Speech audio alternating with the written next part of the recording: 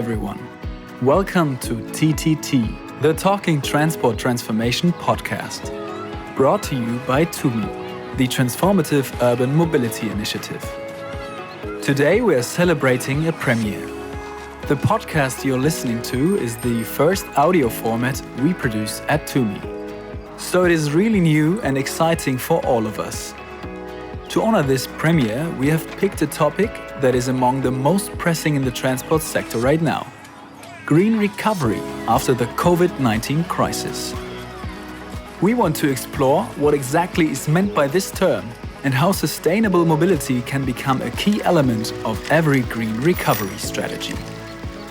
To do so, we invited Dr. Jörn Richard into our virtual open street, where my colleague Lena sat down with him and had an enlightening chat about the crucial role of cities in the sustainable transformation of mobility, as well as the newborn popularity of active mobility and possible future business models of digitalization. Dr. Richard is working at the Mobility Institute Berlin. The MIB is a consulting and research company that promotes the sustainable transition of urban mobility. Together with his colleagues, he published a much-noted strategy paper on COVID-19 and the public transport sector. With a temporary loss of up to 95% of passengers, public transport is facing major challenges and a recovery is much needed. So let's listen in what solutions for a green recovery Dr. Richard brings to the table. I am very excited and glad to hand over to you, Lena. We are starting off with a statement from the C40 Cities Climate Action Network. It reads, "In contrast to national governments and multilateral organizations, mayors have been collaborating throughout their response to the COVID-19 crisis. This unparalleled cooperation will form the basis of the just and green recovery in the world's leading cities." Now, Jörn, in a very brief response, is green recovery essentially a city's job? Well, that's a very good question, actually. I would say not exclusively. States obviously have a very important role to play in all this. They are the ones who have to set the overall legal framework, and also they are probably the ones with more financial capacity, so they play an important role in setting incentives. That said, cities are extremely important because cities are these places in the world where many people live, where you have a really high population density, and that comes with a lot of risks and opportunities. The risks obviously concern risks of infection when we talk about COVID-19 or SARS-CoV-2, but they also have a certain risk profile when it comes to public transport or transport in general, concerning road safety, air pollution, and so on and so forth. At the same time, you see great opportunities in the more general area that concerns medical treatment, educational opportunities, jobs. And in transport, they actually have great opportunities in making mobility and transportation greener because you have such a great density. So you can use public transport systems much more effectively than in more rural areas. And also new mobility offers often focus on these cities. So if we ask if green recovery is a city's job, it is to a very important degree, because this is where you have all these risks and opportunities, and based on that, this is where you should take the decisions to avoid risks and realize those opportunities that you have. Great. That's a very interesting point you just raised, and I think it's an ideal Kickstarter for this conversation today.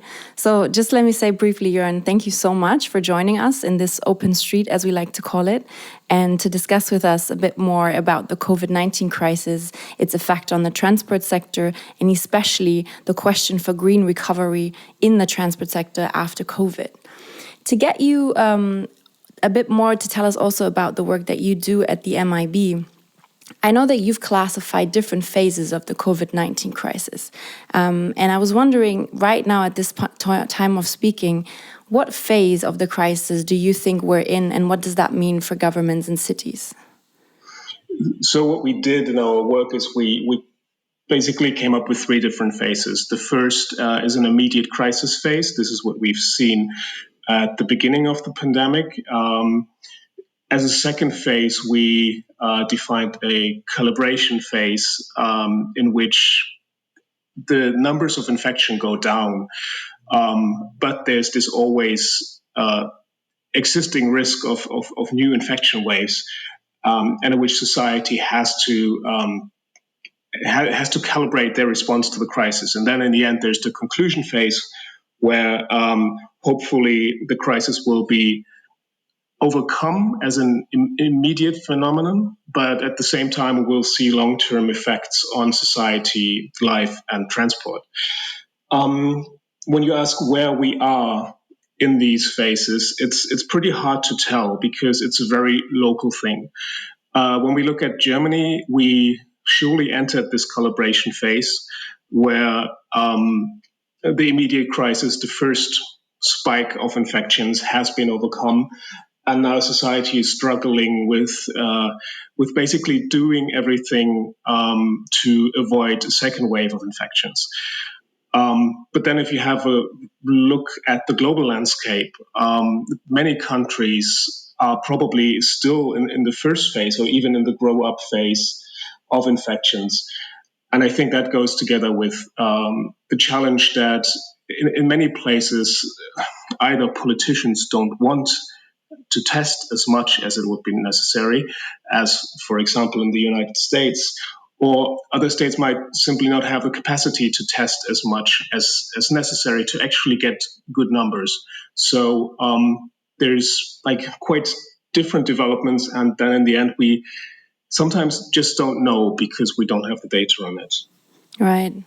So let's assume for those places around the world where cities or regions are already in this calibration phase, where they have to consider how they will move on post-COVID, how they will deal with the effects that they're witnessing, and how to best address these. A term that's been very prominent in this regard is the green recovery. So we know the EU has been very strong on this topic. They've incentivized and encouraged EU member states to really focus on a green recovery. And I think maybe not all of our listeners are so familiar with this term. Maybe in, let's say, 3 sentences, I'll give you some more if you want. But what is your understanding of the principle of green recovery after COVID-19, especially in the transport sector?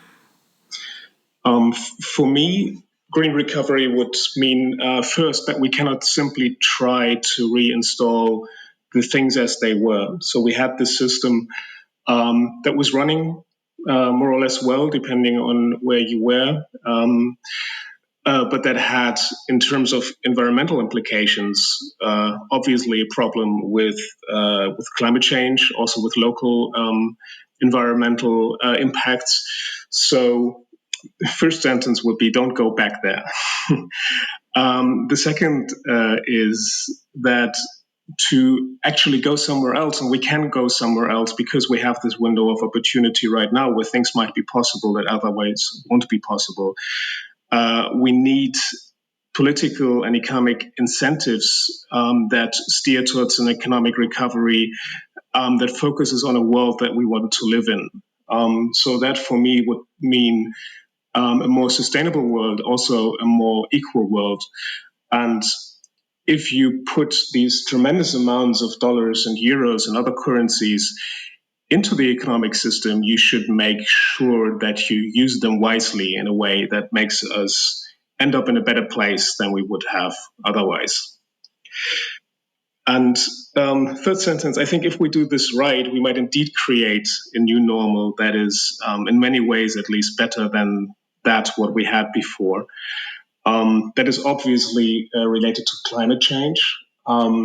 If we manage in the transport sector, for example, to push for electric vehicles, both in the car area as well as in the public transport area, we would have great impact, positive impact of the crisis. But at the same time, for transportation in urban areas, this also concerns things like pop-up bike lanes, pop-up bus lanes, more walkable streets, and in the end, more livable cities. Right. So your advice to not go back to business as usual, as we've seen or as we've dealt with in the transport sector before this crisis, it also means supporting different modes of transport that create, in a way, more equity, but also have environmental benefits, if I'm getting you correctly. Yes. And I'm just wondering, because I know we've seen a lot of cities creating these pop-up bike lanes during the COVID-19 pandemic. While we were still in a lockdown, we were trying to get people to isolate from each other or at least socially distance from each other. Are there any cities or any governments that you've witnessed in the past few weeks or months who have really already taken the step of making these intermediate measures or short-term measures into a longer perspective, so that where they've taken what they've done in the immediate crisis and kind of paved the way for a new understanding of mobility after the immediate crisis? I think people are working on that.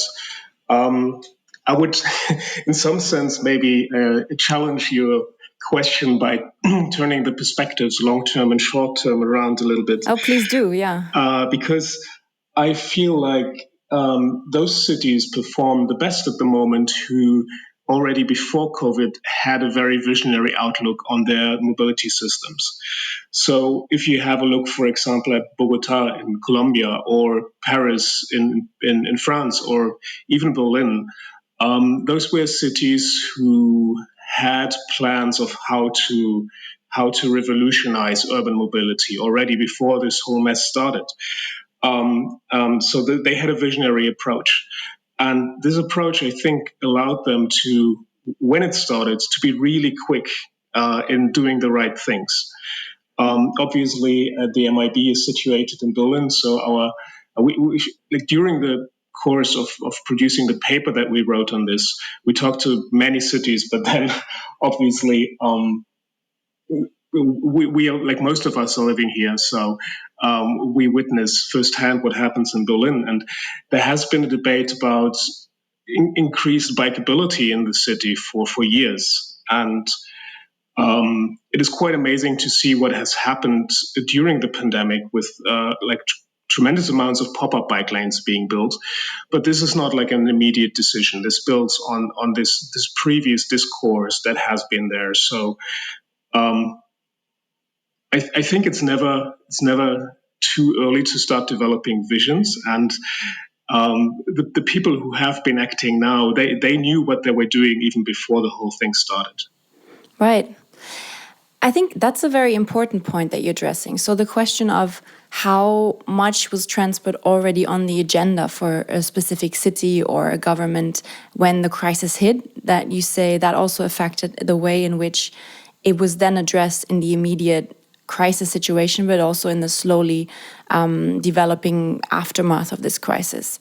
And I think a lot of the feedback that we've received at TUMi from partners all around the world was also that in some places transport wasn't really part of the first-hand response areas within the crisis. So, of course, the whole healthcare system was at the forefront when COVID-19 caused lockdowns all around the world.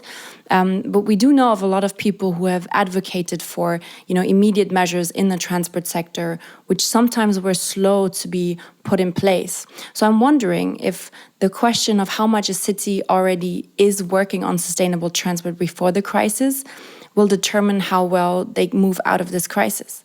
Especially because if you look at, for example, incentives placed by the EU, what they're investing in transport projects, how they are showcasing that this is an important area, I think there's a lot of emphasis placed on the sector, yet we don't have a one-size-fits-all plan for green recovery in the sector.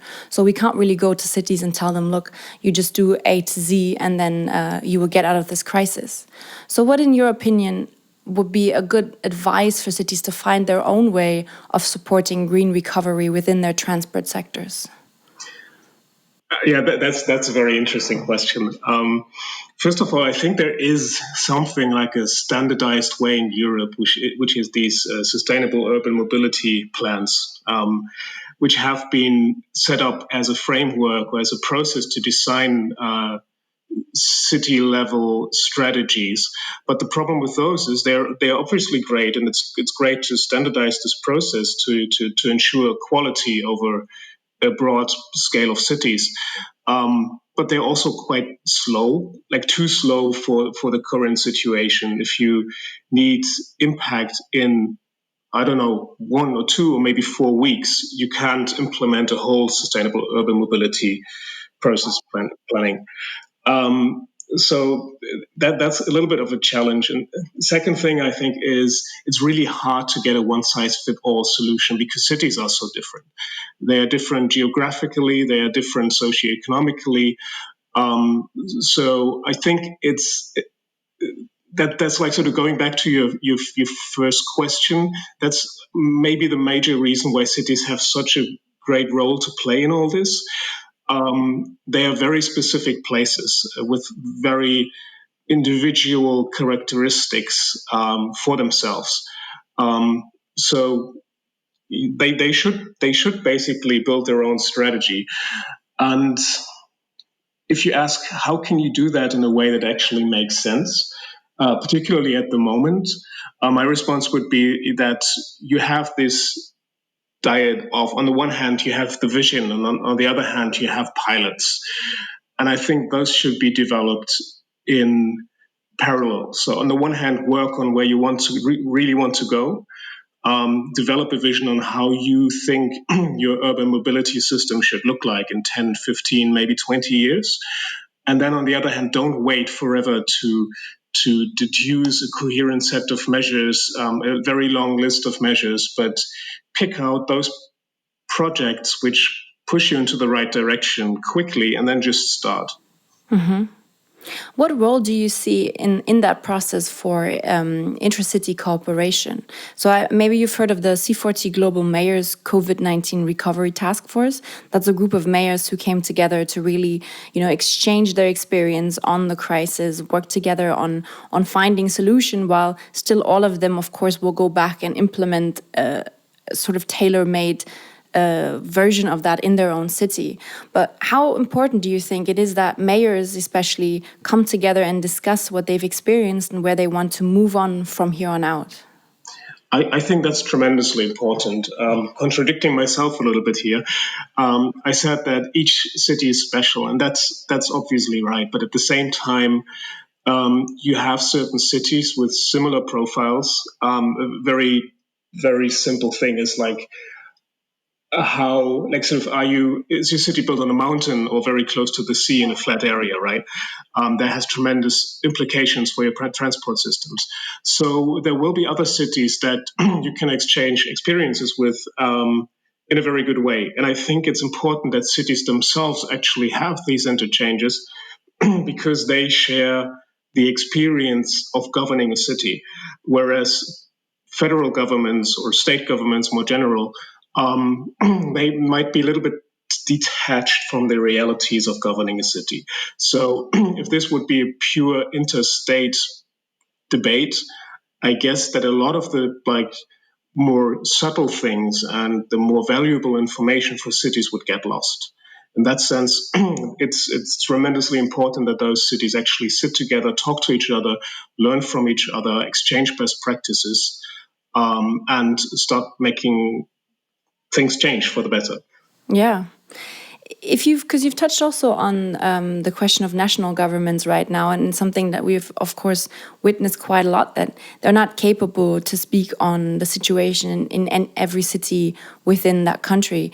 But I'm always wondering what can their role be to support cities in this process? So maybe from a financial perspective, or from a policy perspective, what are some of the measures that national governments can take now so that they can ensure that cities are able or enabled to create this safe and green environment that they are about to embark on? Obviously, I mean, you mentioned the two major levers there already. It's finance and it's regulation. In the finance area, I would say that they can give the right incentives for both individuals but also companies to invest into the right technologies. Something that was hotly debated in Germany is the fact that in the Recovery Act, there was money for the car makers, but as opposed to the financial crisis of 2008-9, that money was reserved for electric vehicles. Previously, there was I think it's called Cash for Clunkers program that basically allowed you to throw away your old car and get a new one, but it didn't really matter what car it was.